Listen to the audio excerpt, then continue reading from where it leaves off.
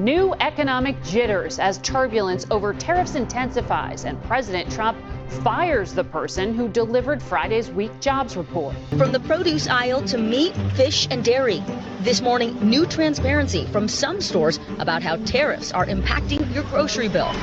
Yeah, Rena, Mayor Carter has declared a state of emergency, and Governor Walz has activated the National Guard in response to this attack, saying, quote, it's exceeded the city's response capacity. In this video, we need to talk about three major disruptions that are already unfolding: rising food prices, sign of a deepening recession, and a growing wave of cyber attacks. These issues may seem separate, but they are connected, and each one is putting more pressure on households and communities. We'll also have another great giveaway, announce the winner of last week's video giveaway, and I'll give you some updates at the end of the video regarding the property and a personal update that I've been sharing on the channel lately. So stick around for all that.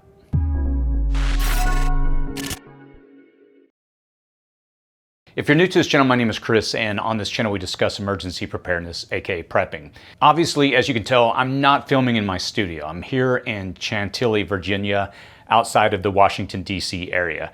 I come out here once a year with my son for an annual gaming tournament that he competes in, and it's called Supernova. It's a big event for the game that he's really good at, called Smash Bros.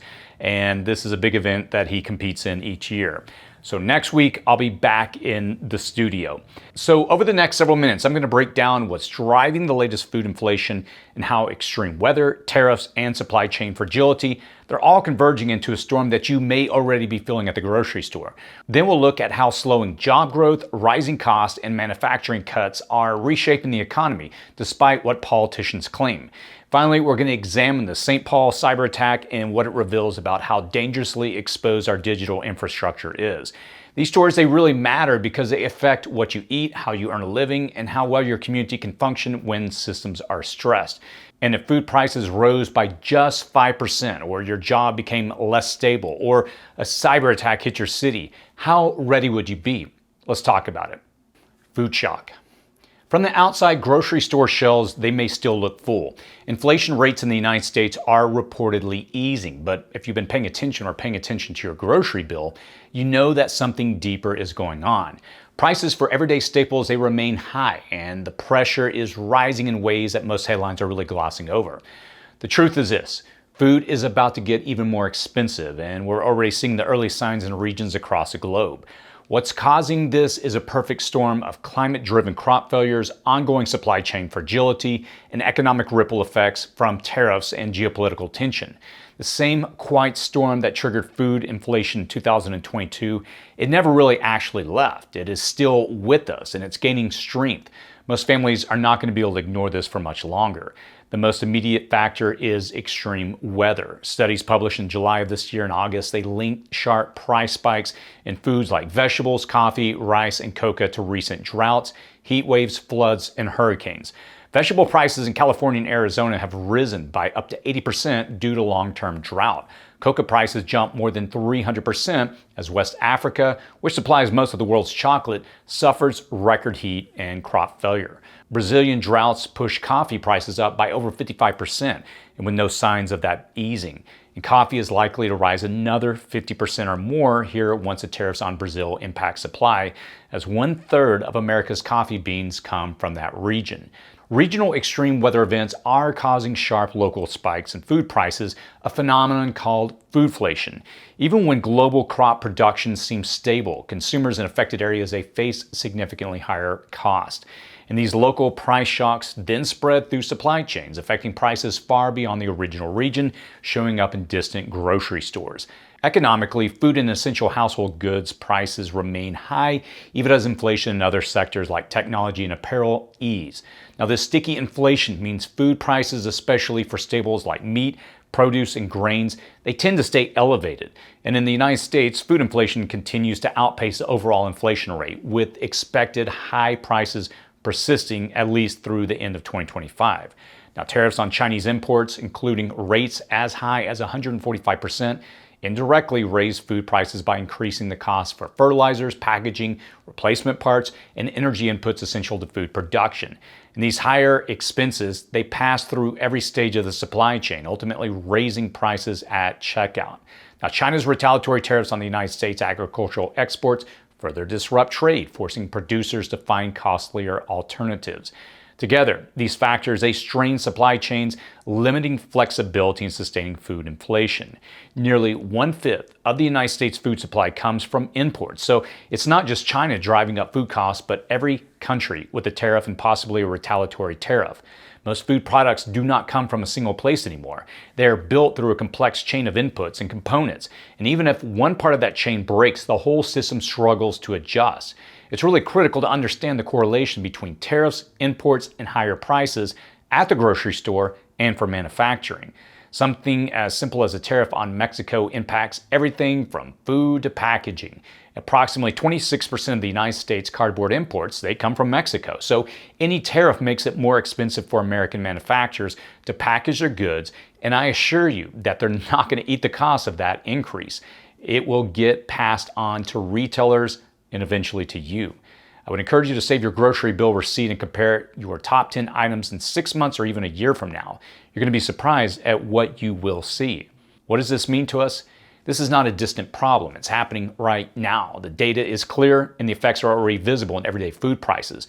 For those of us who take preparedness serious, this moment is crucial to act. Begin by building a stable food reserve of items your household regularly consumes, aiming for a 2 to 3 month supply. And this doesn't have to be done all at once. Consistent weekly progress will establish a solid buffer. I would encourage you to focus on calorie-dense, long-lasting staples such as grains, canned vegetables, dried beans, and cooking oils as your foundations. And to reduce risk, avoid relying on one chain store and explore alternatives like bulk suppliers, co-ops, farmer markets, and freeze-dried products. Growing even a small amount of your own food, it does build resilience, and consider energy security as well.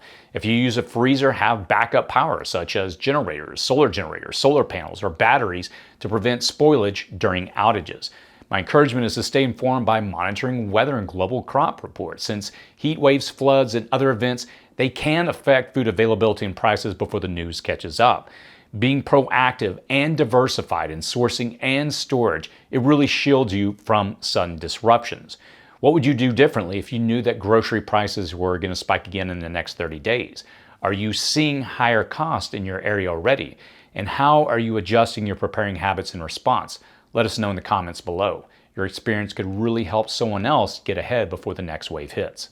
Thanks to Incogni for sponsoring this YouTube ad-free video.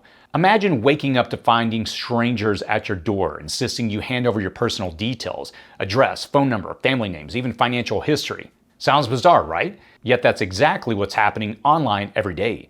Data brokers quietly gather your information without consent, and they sell it to marketers, robocallers, identity thieves, scammers, and other unknown parties. Unfortunately, a VPN won't fully protect you. It only secures your future online activities, not the sensitive data that's already floating around. That's why I rely on Incogni. Unlike VPNs, Incogni actively hunts down your exposed personal data, reaching out directly to over 250 websites and data brokers to demand its complete removal. Their newest feature, custom data removal, empowers you even further by allowing direct targeting of specific sites that other privacy services can't touch. Found your information listed on a sketchy website? Just paste a link into Incogni's dashboard and watch your details vanish. No tedious forms, no stress, and no frustration. It's time to take back control and ensure your private information stays exactly where it belongs, with you. Visit incogni.com/prepping and use code PREPPING for 60% off an annual plan. It's straightforward, effective, and completely risk-free for 30 days. Recession Denial. You can debate when a guest might arrive or insist he is still on his way. And you can argue over warning signs like rising gas prices, shrinking paychecks, expensive grocery runs, or inflation that refuses to budge. But at some point, you have to admit the truth. That guest is no longer circling the block. He has let himself in. He's kicked off his shoes and made himself comfortable on your couch. He is flipping through your channels, drinking your expensive coffee, and asking what's for dinner. He's not leaving soon. And that guest is a recession. And while politicians, economists, and headline writers pretend he is just a rumor, most people know he is here. If you've been to the store, paid your utility bill, or tried to plan for the future, you're not imagining things. The stories told on the news or in revised job numbers, they don't match the one playing out in your wallet. The most recent jobs report showed a sharp slowdown, with just 35,000 new jobs added on average over the past 3 months. Earlier estimates were revised downward, erasing even more so-called progress. Moody's economist Mark Zandi warned that job growth is cooling fast and called the trend a slow session. His warning, it was not abstract. It was a reflection on how employers are reacting. Companies are trimming hours, freezing hiring, and cutting costs wherever they can. And for people who rely on tips, commissions, or hourly gigs, this shift is not theoretical. It's personal. Many are losing their once reliable incomes. President Trump recently fired the official in charge of those job numbers, a move that raises more profound questions about whether economic truth is now being shaped to fit political goals rather than reflect reality. In Las Vegas, the signs are especially clear. A city built on tourism is now struggling to attract visitors. Reports show an 11% drop in Southern Nevada tourism compared to last year. Hotels, casinos, and live venues are seeing steep declines in foot traffic. Businesses that once thrived on constant activity are now calling the Strip a ghost town. The Los Angeles Times points to fewer travelers from California and abroad, citing higher costs, visa delays, and general economic anxiety. That means fewer tips, fewer hours, and mounting stress for thousands of workers whose livelihoods depend on that traffic. Now, people are not inclined to gamble with their money on a vacation or getaway when the looming economic forecast indicates that a storm might be brewing. But this is not just a Vegas or national tourism problem. Manufacturing activity nationwide has declined for 5 consecutive months, with the latest index below growth levels as companies like Whirlpool, Polaris, and Harley-Davidson have cut or hold back production amid consumer uncertainty. Firms delay hiring and leave vacancies unfilled, while fragile supply chains and rising costs for steel, aluminum, and copper due to tariffs, they add pressure. In efforts to reshore, they face steep expenses and lengthy timelines, with many United States factory investments still years from fruition. Trump's sweeping tariff policy is another pressure point. The average rate on imported goods has jumped to 18%, the highest since the 1930s. Some countries are now facing tariffs of 25% or more. And while the goal is to bring jobs back to the United States, the current effect has been rising input costs for manufacturers and increased prices for consumers. Even companies like Intel, which benefit from billions in the CHIPS Act funding, are now caught in political crossfire. President Trump's public demand for the resignation of Intel CEO over alleged foreign ties, it really sent a chilling message to both business leaders and investors. Meanwhile, daily costs, they're not easing. Groceries remain expensive, utility bills keep climbing, rents are not coming back down. Central banks outside the United States, like Brazil's, are openly warning that American tariffs are worsening global inflation, especially in food and energy. The dollar might look stable on paper, but American households are getting less for everyone that they spend. At the same time, industries tied to exports like agricultural and advanced manufacturing, they're now dealing with retaliatory measures and strained supply networks. So, is it officially a recession? Maybe not by the Wharton School of Business textbook definition. GDP growth has not fallen into the red, and economists still argue over what counts. But on the ground, in the lives of real people, it already feels like one. That unwanted house guest is here. He's already crashing our economic party. What does this mean to us? As preppers, the lesson is clear. Don't wait for official confirmation. I would encourage you to act now by tightening budgets, building reserves, stretching resources through smart habits, and taking stock on essentials. Prepping is not panic, it's practical readiness for inflation, uncertainty, and economic strain. And we emphasize this on the channel, that your finances are a prep, and your preps aren't just food on shelves and fancy gear. They should be food that you eat and replenish so you barely feel price spikes or shortages. And we don't need an official label to see the trend. When economies shrink, prices rise, layoffs increase, and essentials become harder to afford, the smart move was to act early. Recession, it's not about statistics, it's about being prepared. And while experts debate, focus on practical steps, cut unnecessary expenses, and build an emergency reserve through savings, supplies, or extra income using your existing skills. I would encourage you to monitor your money, where it goes, and find ways to lower essential costs like groceries and utilities by adopting habits such as cooking from scratch, growing a garden, or air drying clothes. Regularly assess your supplies to know how you could manage without income. This kind of preparation is not just for crisis, but a smart way to protect yourself against inflation and economic uncertainty. So are you seeing changes in your city or workplace? Let us know in the comments. How are you adjusting? What has helped you stay grounded? We're not alone in this. When the pressure builds, our community becomes our greatest asset. Cyber warfare. There's a persistent belief that cyber attacks, they're distant, they're abstract threats, and many assume they only affect large banks, airline schedules, or corporate emails. The idea is that these incidents exist in the background and have really no impact on our daily life. Unfortunately, that belief is no longer safe to hold and may leave many people unprepared for what is clearly unfolding. In just the past 18 months, ransomware and cyber attacks have exposed the personal data of tens of millions of Americans. It's disrupted hospitals, flights, mortgage systems, and retail payments, and even compromised sensitive government and defense communications, proving these attacks now impact everyday life, not just corporate networks. The scale, the speed, the sophistication, and targeting of these incidents, from insurance and energy companies to telecommunications, the Department of Defense and security software, they really reveal a growing threat that touches nearly every part of the modern economy and household. In the most recent example, in late July, just last month, the city of St. Paul, Minnesota was hit by a severe cyber attack. The impact was immediate and far-reaching, forcing city officials to shut down their government IT systems to contain the threat. And what followed was unprecedented. The governor of Minnesota activated the state's National Guard's Cyber Protection Unit, and the FBI was brought in to investigate. A formal emergency declaration was issued, and the crisis response has now extended beyond a week. The city council voted to keep the emergency order in place for another 90 days. Services remain disrupted, residents are receiving fraudulent invoices, and law enforcement systems continue to experience outages. The North St. Paul Police Department was also affected in a likely related incident traced back to a phishing email. In response, legal teams and cybersecurity experts were brought in to contain the situation. And while essential services are being prioritized, the attack has demonstrated how vulnerable local governments are to targeted cyber events. And this was not a random act of digital vandalism. It was a coordinated and deliberate effort to penetrate critical systems and test response capacity.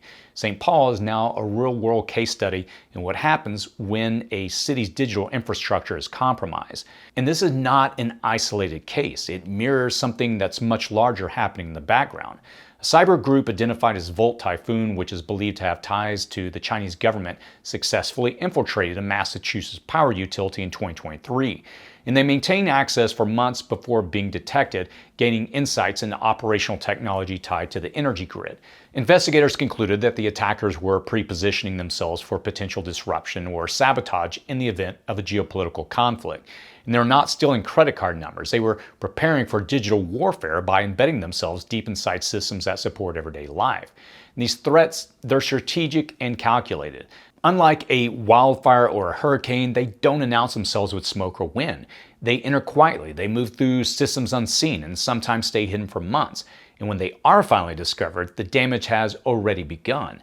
And this is the real nature of the risk. It's not something that we might face in the future. It is something already underway and waiting for the next signal to activate. What does this mean to us? If you believe a cyber attack will never affect you directly, consider what the people of St. Paul are facing. Their city services have been interrupted. Residents are being warned about fake bills. Their police force is operating without full access to its own systems. And recovery is still ongoing, and no one can say for sure when things will fully and confidently return to normal. These are not inconveniences. They are signals that our systems are far more fragile than many assume. Preparedness today must extend beyond just food and water to include digital security. I would encourage you to secure important data by printing physical copies of key documents and backing up critical information in ways that cannot be hacked. Ensure that you can operate without internet or power for several days by keeping essential financial records, emergency contacts, and other vital information accessible offline. Cyber attacks, they can strike without warning and might only make headlines after causing damage, but your individual readiness can mean the difference between chaos and control when disaster hits. And while you may not be able to prevent the attack, you can control how prepared you are. Ask yourself one simple question. If food prices, the economy, or cyber attacks just got 5% worse, what does that mean for your daily life? Imagine paying 5 or 10% more for groceries, gas, or utilities. Picture job growth slowing further or trade and manufacturing dropping another notch. It may not sound like much, but small declines in strained systems can tip everything and bring down connected services. You would likely face higher costs, greater job insecurity, service disruptions, and more pressure on your household budget. Scarcity would rise, incomes would fall, and inflation would accelerate. Consumer confidence would nosedive. But a little preparedness now, like building food reserves, tightening spending, backing up key data, and preparing for outages can insulate you from that 5% worst case scenario. You can protect your family from the ripple effects and face what comes next with more confidence and stability by preparing steadily today for an uncertain future. Giveaway. This week's winner is going to receive an emergency fire blanket. I hope you never have to use it, but all you have to do to participate in the giveaway is just simply comment on the video, give it a thumbs up, and complete the giveaway form linked in the description section below. Giving the video a thumbs up can help us to spread the prepping message even further. Also, you need to complete the form to be eligible, as that's how we randomly pick a winner and contact you. The information is only accessible to our team here at City Prepping. Using a random selection tool, we'll choose a winner from the entrance and reach out to you via the email that you provided on the submitted form. So, congrats to our last giveaway winner for the PureWell Water Purifier Pump, Chris DeFord. We're going to be reaching out to you shortly to get that sent to you. Before we end, I always like to do two things at the end of these videos. First, I like to end with an update on what I've been working on, and second, a word of encouragement. On my end, as I've shared with you over the last several weeks, beginning in July, I decided to take the month of July mostly off. I came in and still recorded news videos once a week, but as far as work that I was doing on the property and other things, I just put a lot of that on pause. I've been working nonstop for the last 20 years building two businesses, and 60-hour work weeks were not uncommon, especially at the beginning. Haven't been working those type of hours in a long time, but still the stress and strain of growing, building, company, maintaining a team, etc. It's taken its toll. So I decided, you know what, I just need to take a month off, and I'm glad I did. It's been an amazing time of just letting my mind go free, so to speak, not worrying about anything. I've got a good team that I've built, and people picked up the slack and continued on with things behind the scenes. So all that to say, again, I'm here out of the studio this week. Next week, I'm going to be getting back in, and our team is going to be cranking back up for the fall. We've got a lot lined up, especially in a lot of how-to videos that we've been, unfortunately, just haven't been able to have time to create over the last several months. And that's really the direction we're going to be taking the channel, introducing that back like we did for years on the channel. Again, we launched a course at the beginning of May, and it just took up so much of our time and resources that I just did not calculate. And so again, I apologize to the community because I always try to get solid information out each week on practical how-to videos. The second thing, as far as what's going on with me, I've shared this at a couple of weeks ago. I was in Texas, had a sibling, had some severe health issues that, really caught us all off guard. And I'm glad to announce that he's improving. It's, as you can imagine, it's been an emotional time for all of us. Unfortunately, things were looking pretty bad a few weeks ago, but he's turned a corner here recently. And so we take what we can, what we can get as a family. We'll take that hope, and we hope that it continues his health to improve. So again, some of y'all have reached out, people have been telling me, their thoughts, their prayers have been with me and my family during this time. And again, I really appreciate it. It's made a huge difference. And I just feel relieved so far that, things are improving with them. And so again, as I talked about in the past, tell your loved ones you love them because you never know the time that you have. And so like I mentioned a moment ago, we're going to be getting back into the saddle next week when I return from this trip, and we'll start preparing our content for the fall. We've got a lot that, again, we're looking forward to turning back to practical how-to videos here on the channel. As I always try to do, I like to end with a word of encouragement and a bit of a challenge as well. After reviewing everything going on in the news, when I do these weekly news segments, again, when I look at this, you can clearly see that the warning signs, they're not really subtle anymore. Food prices keep creeping higher.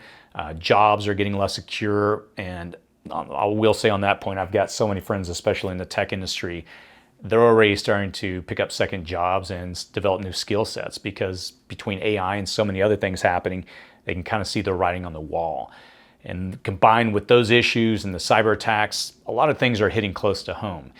And these threats that we are seeing, they're not just someday threats. They're here and they're growing. So the question is, will you be caught off guard, or will you already have a buffer in place? My encouragement is to start now, stock food that you actually eat, have water stored, keep a way to cook, and stay warm if the power goes out. And I would encourage you to back up vital documents offline, cut expenses and build reserves so you can ride out the unexpected without fear. The thing is, it's always the small steps that are done consistently that can shield you from the shock that takes others down. Waiting for the government, the news, or your neighbors to confirm there's a problem is really waiting too long. And here's the key. I always say this, you don't have to live in fear, but my encouragement is that you do have to live prepared. The time to act isn't just someday, it's before the next spike, the outage, or layoff hits. tomorrow's security is really built today. So what I'm going to do is I'm going to post a couple of videos here on the side of the screen. I think it's on this side of the screen. I'm pointing this way, so they'll be on this side. And also in the description and the comment section below. And they're going to be videos that I would encourage you to check out. The first is 5 steps to prepare for cyber attacks. And that video has a link to our free cybersecurity guide. And the other video is why I stopped waiting and started building. Just those 2 videos alone, I think, will give you the basics of what you need to take back control of an increasingly uncertain future. So I hope you take the time to watch those next. As always, stay safe out there.